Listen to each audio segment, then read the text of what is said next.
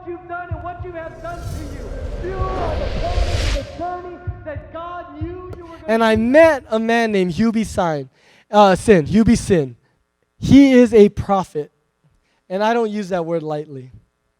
And in 2007, through his work, he meets with this guy who plays for the New York Giants named David Tyree.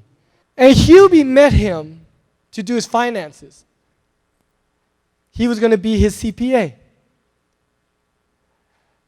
And so he meets David Tyree, sits down with him. And that night he goes home and God starts rumbling in him and saying, you have a word for him.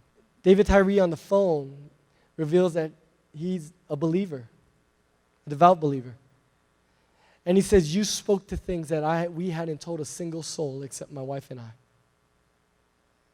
But one of the things that Hubie prophesied to him is he said, the Giants, this is mid-season, were not slated to make the playoffs. They were under 500. They were having a pretty terrible year. And Hubie tells him, you're going to play in the Super Bowl. And God is going to make you known for your wide receiver skills.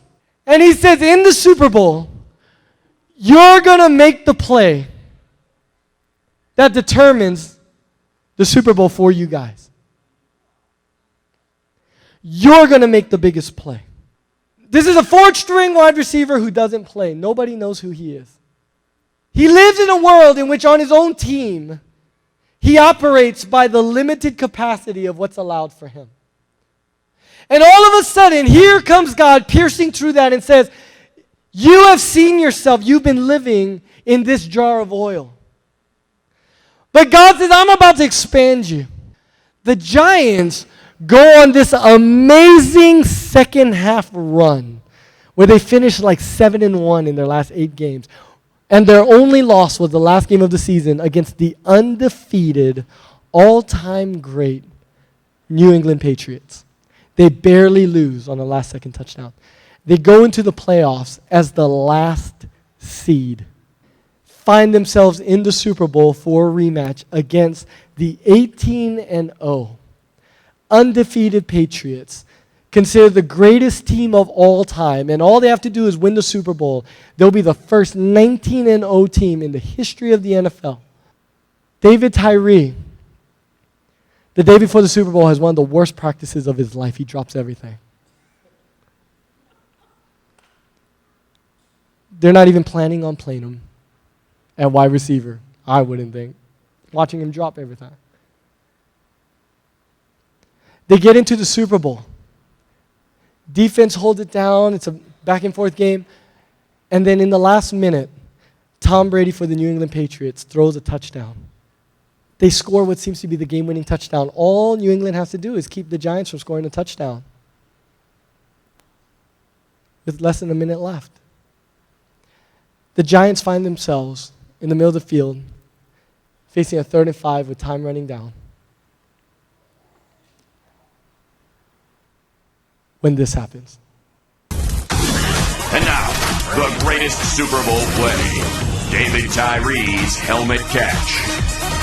We have the greatest plays in Super Bowl history. When I said that, what's the one that jumps out in your mind? Tyree. The catch, David Tyree. David Tyree's catch deserves to be number one because of just so many reasons. And he takes the snap. Back to throw. Under pressure. Avoids the rush. And he's going to fight out of it. Still fights out of it. Now throws it deep downfield. Wide open Tyree who makes the catch. To be able to escape the Patriots defensive line, get away, keep the play alive, and then for Tyree to have one of the hardest hitting safeties in the NFL bearing down on him and pin that ball against his helmet. It doesn't make sense. It just doesn't. It doesn't make sense. David Tyree's catch set up Plexico Burress' game-winning touchdown as the underdog Giants upset the previously perfect Patriots. The Patriots will not be perfect. They were for 18 games, but not the 19. Throw, catch, trust, play time. I think that's a play because of all the circumstances involved around it. It jumps off the page.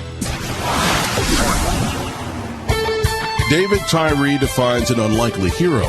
Before catching 3 passes, including a touchdown in the Super Bowl, he had just 5 catches all season.